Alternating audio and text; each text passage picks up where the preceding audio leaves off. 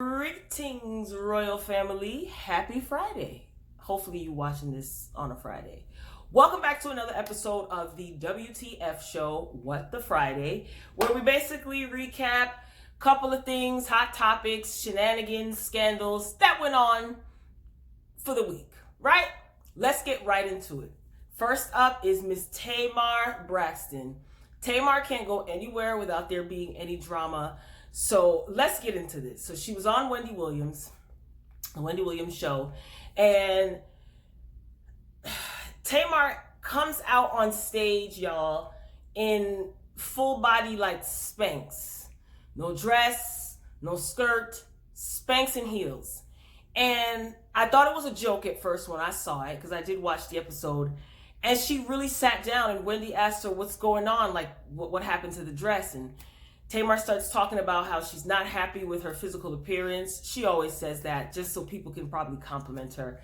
And how she's taking her life back and she's really working on herself. And I think she was promoting some sort of like diet tea or diet drink, whatever it was. I was flabbergasted at the fact that this grown 42-year-old woman came out on a nationally syndicated talk show in Spanx.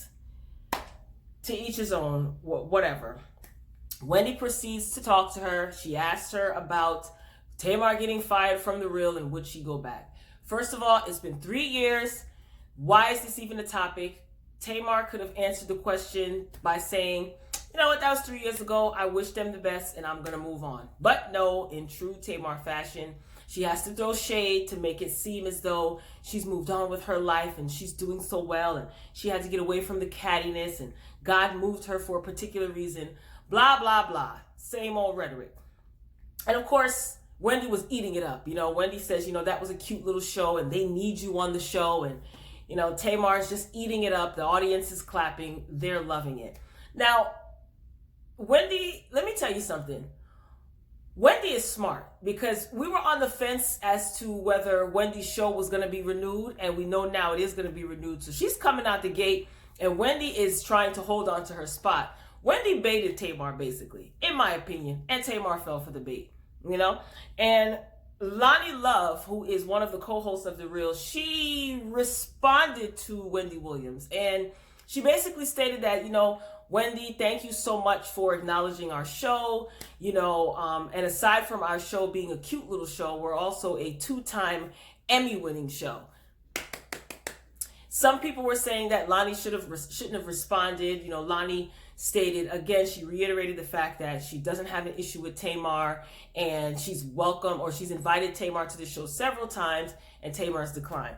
Now, here's the thing. You guys already know the history. Loni caught a lot of backlash. A lot of the ladies caught a lot of backlash when Tamar was fired, and Tamar claimed that she didn't know why she was fired. I believe Tamar knows exactly why she was let go. I feel that she probably has signed a non-disclosure agreement, so she can't say certain things, because after Tamar was let go, immediately she unfollowed the co-host whom she claimed she was so close with.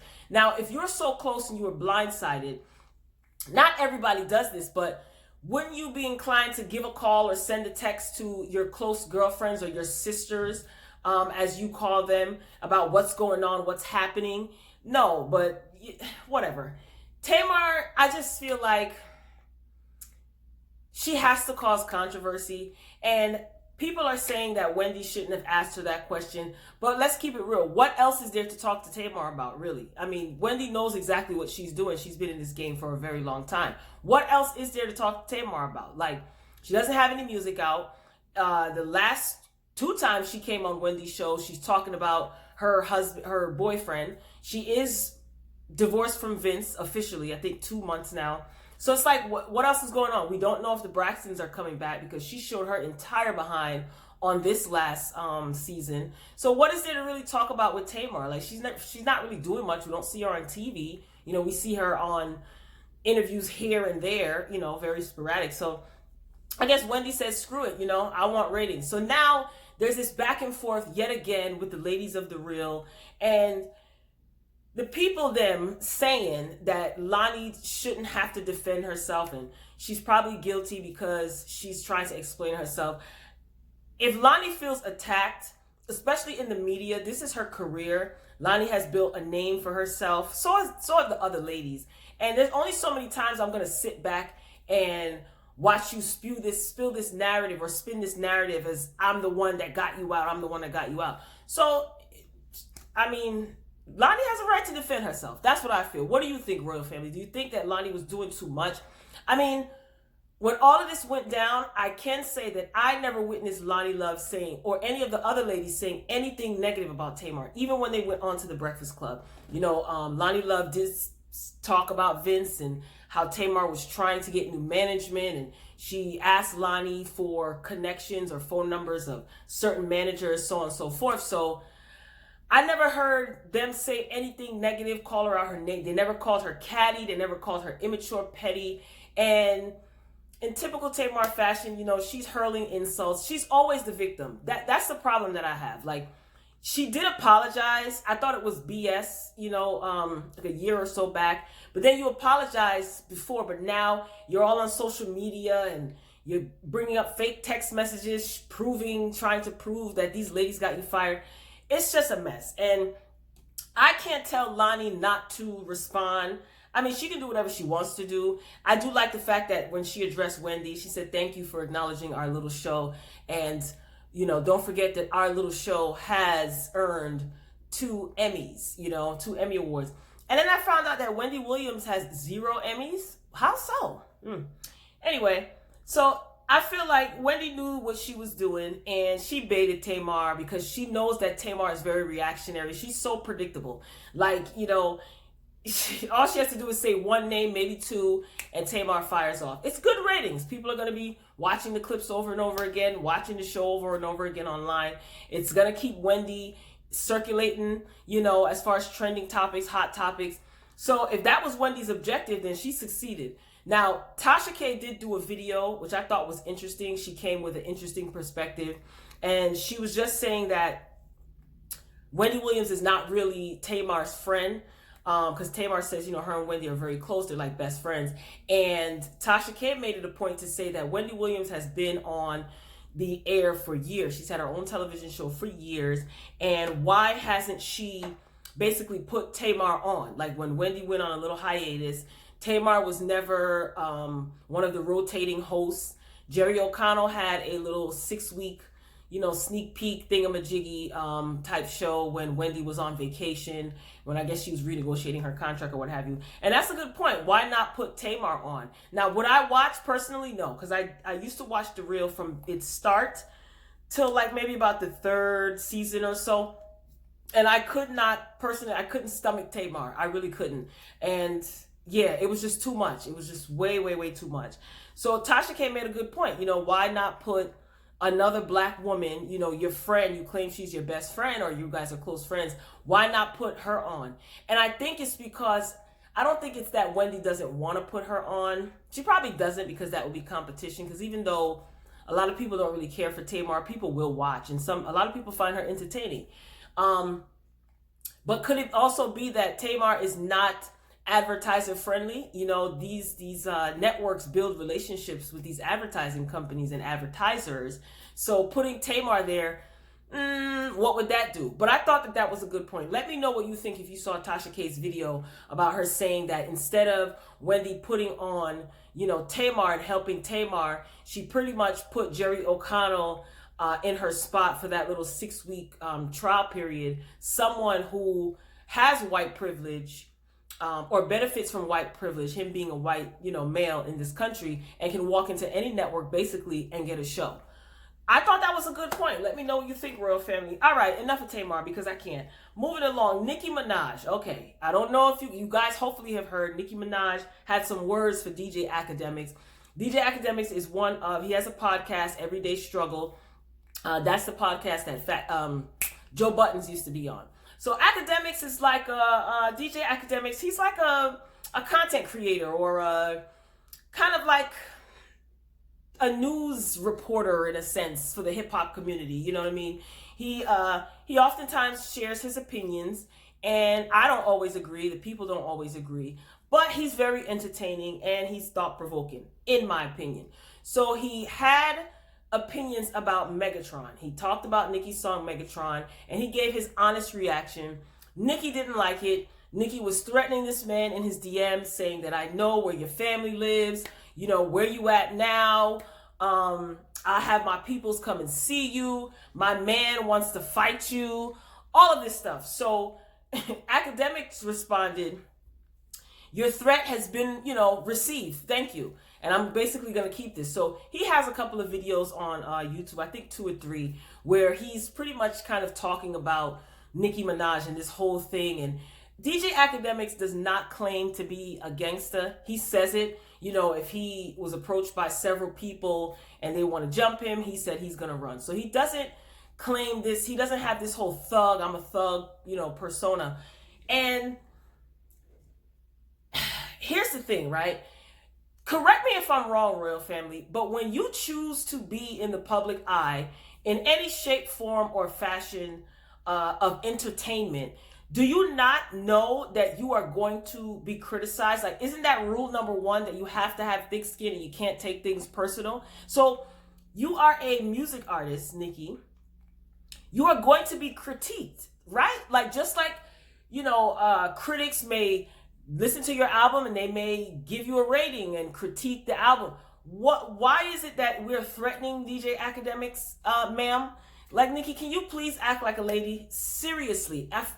You've been in the game for a decade now, mama. Like, this is not okay. Like, what is the objective of this? You know, and if something happens to him, right? We're hoping now, but if something happens to him, like, people are going to be looking at you, looking at your boyfriend. Like, what? DJ Akademiks doesn't want beef with you. He is critiquing you just like everyone else provides their opinions about your songs, about your outfits, about your hair choices, about your makeup, about your podcast, Queen Radio. Like, people have their opinions. Everybody's going to have their opinions. Why are you so violent towards I don't get that. Like, Nicki, come on. You've been in the game for a decade. You mean to tell me that your skin hasn't thickened up yet? I find that hard to believe. And of course, people have their jokes. People are saying, like, where was all of this energy for, you know, this one, that one, this female rapper, this female rapper? I just think it's a little cowardly. And if she's joking, then okay, like, say you're joking. But then again, we've seen Nicki and her rant, so I don't know. But I really thought that was a little bit, like, I thought it was very juvenile. I don't know. Nicki, are you trying to, like, make your career crash and burn? What are you doing here? Like, or you just want to be trending on Twitter? I'm confused. And I don't know. Everybody thinks, people have a tendency to think that someone's hating on you when they're giving you their feedback or their opinions on something that they consume, you know, and they just want to share their thoughts. I mean, he didn't like Megatron. He was talking about the charts and he's talking about numbers. He was talking about the whole Cardi situation, female. I mean, come on, like, it's a discussion topic. Regardless, you're going to still be trending, but to threaten him because of that, I don't get it, Royal Family. Let me know if you heard it. If you, what do you think about Nicki? And I'm not what is it called? Whatever Nicki's fans are Barbs and Cardi's are Cardis, whatever there are. I'm not, that's not my thing. You know what I'm saying? And I'm not saying that I like or dislike or have any issues with either of those ladies. I mean, I like good music. I like bars. You know, I like rap. So if your song is good, it's good. I don't really care who you are, who your following is. But I just feel like you've been in the game for 10 years. Like, you did not take, you know, the game 101. You got to have thick skin. I'm confused. You're from Queens, Nicki. Maybe you have a personal beef that we don't know about with DJ Akademiks. That's the only thing that would make total sense to me, Royal Family. Let me know. I don't know. I just thought it was just like career suicide. Like, what are you doing? Why do you care what these people are saying? Like, you and Akademiks, I don't think have a relationship. I don't know. Like, as far as a you know, working relationship, friendship, you know, in the business industry relationship. So why do you care? Up next, another female that was being talked about this week, Fantasia Barrino, okay, cousin Fanny. So Fantasia visited the Breakfast Club and she talked about quite a few things, you know, her music and things like that. Very pleasant. I like Fantasia. But there was something that got people a little bit hot under the collar. Even my little social village, my little crew, you know, some people, some of the girls in the camp had an issue with the fact that Fantasia basically said that, you know, she's submissive to her husband. And let me tell you something. There is something about that word submissive, submit to your husband, submit to your man, that lights a match or lights fire under some people's behinds, honey. So here's the thing. The whole submit to your man, right? The word, I get it. The word submission, submit, does not have a positive connotation. That's like all throughout history. You know, you're talking about people overtaking people's land, you know, being dominated. They had to submit, you know, the Indians had to submit to Europeans because they came and took over their land. You know, relationships, being submissive, that could possibly be abusive relationships. You know, submit. It's almost as if it's synonymous with a inferiority or a weakness. So I get it. That word triggers something in people, and it's like, submit, like I don't bow down to anyone, you know? So I get it. Now, as far as Fantasia, I didn't get from the interview that she was telling people what to do. I mean, she says that that's why she insinuated that that's why a lot of women are single, because they're not submissive. Now, whatever. Cousin Fanny, you toting the line, girl. I don't think that she was telling other women what to do per se. I'm gonna be honest with you. I didn't listen to the entire interview. I did listen to bits and pieces. I did listen to that segment about the whole submission or submissive topic. I don't necessarily think that she's telling other women what to do. Obviously, what works in her relationship is what works in her relationship. I wasn't offended, but a couple of my, you know, homegirls, 2 of them to be exact, they were not feeling it at all. Now, the reason why I didn't take offense to it is because that's her opinion. Like, what works in her house doesn't have anything to do with me. And as far as what works in my royal palace has nothing to do with anyone outside the royal palace, not even Fantasia, of course, right? So I wasn't offended or whatever. And people have strong opposing opinions, and I get all of that. I get why some women, even men, have an issue because, like I said, that word has a negative connotation. And as far as single women or women not submitting to their men, first of all, I think that is it's an ignorant statement.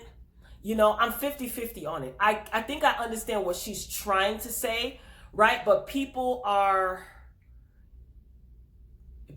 don't say it in a way that makes it well received by other people. And I think wording has a lot to do with it and how you articulate yourself. I get what she's trying to say. I think, you know, what I've heard this narrative before about women not being submissive, black women not being submissive, and that's why black men date white women because they're more submissive. We've all heard that narrative, right? But as far as that's saying that's the reason why women are single, I think that is ignorant in the true sense of the word, meaning lacking knowledge. Not ignorant like, oh, ghetto and stupid, you know. Ignorant meaning lacking knowledge. You can't say that. There's a multitude of reasons why people are single, and you know, people choose to be single too, right? You know what I mean? Like, everyone acts like being single is some sort of handicap, or you know, when someone says I choose to be single, you know, they're looked at as though like, she don't really mean that. She just saying that because she can't find nobody, or he just saying that because they can't find nobody. No, there are people who are really comfortable with being single, and I don't understand why that's an issue. So I'm a firm believer in, you can be with someone, and just to say that you're with someone so you won't be called single and be totally unhappy. Like, people want to be accepted socially. They want to fit into a certain category. So it's like they do things like, you know, stay in a relationship where they know they're not happy, but they don't want to be single, you know, especially if they have children and stuff like that. Like, no, I want to stay together for the kids, and to each his own. Me, I don't subscribe to that magazine. But that's a whole nother topic for another video. I'll probably get into that. But anyway, like I said, I personally didn't take offense to it. And then, you know, you have the narrative of, you know, the Bible says X, Y, and Z. The Bible says X, Y, and Z. And it's like, okay, here we go. You know, a lot of times people will use the Bible to make it say what they want it to say, right? And, you know, I have read the Bible. I do read my Bible, but I don't really converse with too many people when it comes to what it is that I get when I'm reading the Bible and I'm reflecting on it, because I don't want anyone to taint my thoughts. Now, you know, I will listen, you know what I'm trying to say? I will listen and I will take the meat and leave the fat. But that's a whole nother topic. I don't want to go off on a religious, you know, tangent. Anyway, so again, I wasn't offended. Do I believe her statement, or do I agree with her statement? No, I don't feel like the reason why a lot of women are single or can't find a good man or can't stay in a relationship is because they are submissive. They aren't submissive to their man. I don't believe that. I think, like I said, that statement just shows lack of knowledge. You know, there's a multitude of reasons why women and men are single. And as far as the whole submissive topic, this is my theory. 50-50. You know, if you as a man are catering to my needs, taking care of yourself, right, and catering to my needs and the needs of our household, and I am taking care of myself and catering to my man's needs and the needs of the household, no one is lacking. That's what I grew up seeing. You know, I grew up seeing man and wife. Man took care of himself, took care of wife, took care of kids.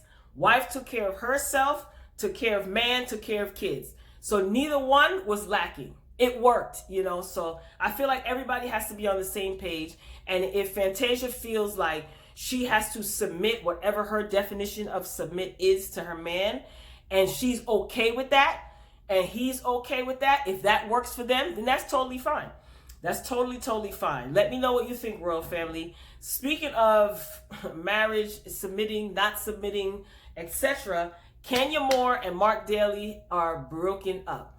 Now, I'm going to be honest with you. At first, I didn't care because separations, breakups, divorces, they happen every day, B. Like, word up. They happen all the time. So it's like, okay, they do have a child together. Kenya has been trying to get married and have a child for some time now. And she is returning to the upcoming season of Real Housewives of Atlanta. So this should be interesting, right on time. Now, there's a numbers and numbers of stories that are coming out. You know, he doesn't want to move to Atlanta, and because he lives in New York, he owns a restaurant in New York. I don't know if it's more than one, but he is a businessman. He lives in New York. He's from New York. He wants to stay in New York. So that's one theory. Another theory is he does not like the whole reality TV thing. He said it before, you know, he's not a fan of reality TV because he feels that certain reality TV shows make black people look bad. He's a private person. Kenya's not a private person. Money issues, etc. He has 2 kids. This is all alleged. This is all what's being circulated. He has an ex-wife. So he was married before, and that relationship produced 2 children. His children are allegedly in New York, and that's part of the reason why he doesn't want to leave. So there's a number of stories. There's tons of stories that are circulating, and we don't know why. I'm gonna be honest. Like I said, at first I didn't care because it's like, okay, divorces and breakups happen every day. You know, if this is true, because we know Kenya is a stunt queen, and we know that she will pull off a fake relationship, a fake storyline, you know, to stay on the show and to stay being talked about, right? So if this is a stunt, this is what I'm wondering. If Mark Daly is such a private guy, if Mark Daly doesn't like the limelight, doesn't like the whole celebrity thing, if they are married, why the heck did you marry Kenya Moore of all people? Kenya Moore is anything but reserved. Kenya loves the limelight. Miss USA, Miss America, whichever one, correct me respectfully. She loves the limelight. She loves the fame. She loves the attention. So why the heck would you marry her? Like, did you marry her thinking you were gonna change her, or did you guys get married and she said that she was gonna dial it back from, you know, the media and all this celebrity attention? That doesn't make any sense. Now, Kenya gave a statement stating that she has decided to separate from Mark Daly. Mark Daly gave a statement separate of hers, right, saying that he decided to end the relationship. So for someone to be private, Mark Daly, you know, you married someone who's in the limelight, who's on reality TV and has been for years, and then you give a public statement, you know, talking about the fact that you decided to end the relationship. That doesn't seem like the actions of a private person to me, right? Like, did you have to give a statement? He did also state that in his statement that he's asking for privacy, you know, and to respect the sensitive time, and he's going to be continue to be a good father to his child. And he also stated that any slanderous comments or rumors that are being perpetuated or told out or brought out in the media, you know, basically he'll take legal action. So, okay, fine, I get it. Now, the people them is saying that they ain't buying it, okay? So let me ask y'all a couple questions. One, do you think Kenya just wanted a baby? Okay. Two, do you think her and Mark Daly were ever really married? Because remember, Bravo and her they were in a little bit of hot water because she didn't let them know, you know, he didn't want to be on the show. She didn't let them know that she was getting married. She didn't even invite Cynthia, who was her close friend, to the wedding. Remember that whole, you know, debacle? So do you think that she's really married? Was Mark a husband for hire? Because remember that, I don't remember the guy's name. I think he was like a truck driver or what have you. You know, it was being said that she basically paid him to be on the show, to be her boyfriend. And lastly, do you care? Okay, if you don't care, let me know in the comments. Answer any one of those questions. So this is going to be interesting, an interesting storyline for Real Housewives of Atlanta, because this is going to basically be probably the talk of the entire season. So yeah, that'll be interesting. Oof, that's going to get boring, because I mean, if you think about it, she agreed to come back on the show. That could be a reason why Mark, you know, left, because he doesn't like the whole reality TV thing. But then it's like, okay, what's my storyline going to be if my husband doesn't want to be on the reality show? Bam. You know, you never know. It could be a publicity stunt. So let me know what you think, Royal Family. And on to a lighter note. For those of you who love inappropriate humor and cartoon caricatures, The Boondocks is coming back. So what they're going to do is, HBO Max is a new streaming service that is scheduled to launch spring of 2020. And The Boondocks is going to be on HBO Max streaming service. So it's just going to be like a Netflix, a Hulu. BET has their streaming service launching soon if it hasn't launched already. Now, HBO Max is different from like HBO Go and HBO Now. I don't know if you guys are familiar. HBO Go, you have to have HBO in your cable package, and you can watch HBO movies and shows and things like that on your you know, mobile devices, but you already have to have HBO in your cable package.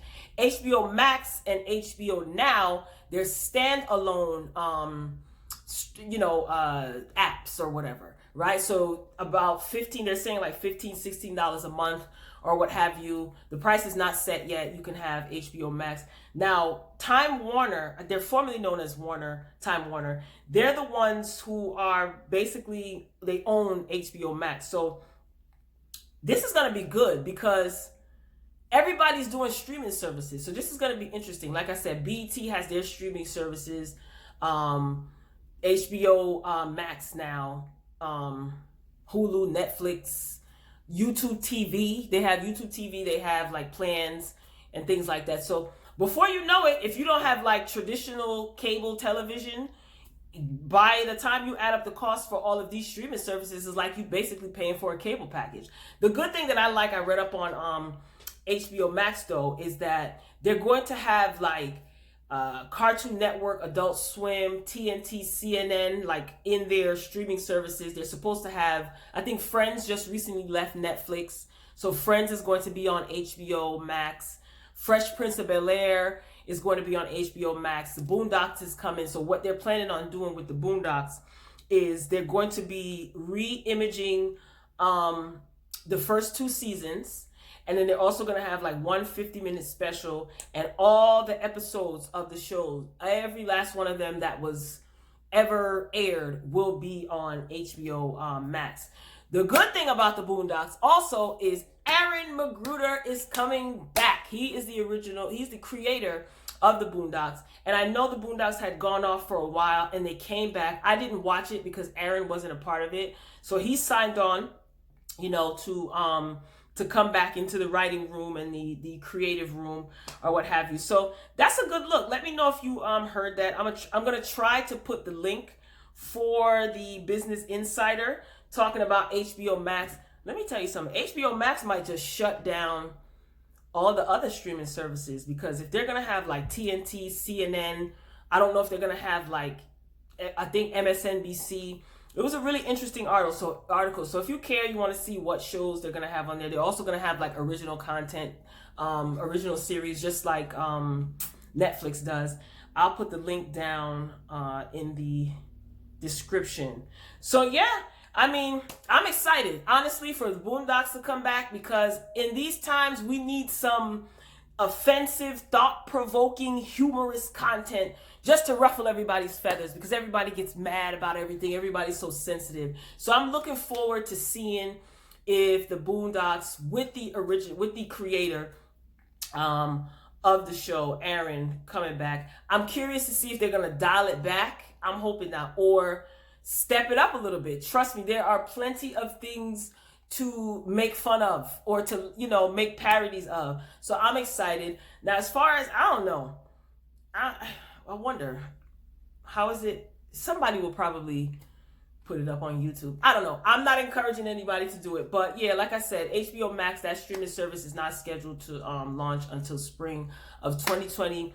So Royal Family, be sure to get down in the comments and let me know what you think about any of the aforementioned topics. I would have to say that Aaron McGruder is probably having the best week ever, as well as HBO Max, because all these other stories were a little bit tragic. Divorce, making threats, people walking out on stage with Spanx on, you know, telling you to submit. That's why you ain't got no man. But HBO Max, Aaron McGruder, Boondocks, they're joining forces. I'm excited. That was the most exciting thing that I reported on my Friday top 5 here at the What the Friday Show. Don't forget to thumbs up this video, like it if you like it. Get down in the comments. You know I always meet you guys down there.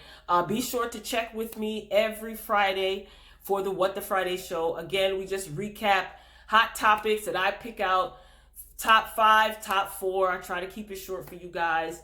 Get in the comments. Let me know if I missed anything from this week that's trending. Put it in the comments. You know I take out my time to respond to you guys in the comments. And I haven't done a What the Friday in so long. This is episode 9 when it should be episode 19. But we're back on track. We can't talk about what, you know, happened in the past. We're back on track. So every Friday, the W.T.F show, the What the Friday show, here in the Royal Palace. Royal family, I love you for watching. I hope you have a blessed, fantastic, productive, and safe weekend, please. Safe weekend. Until next time, Royal family. Peace.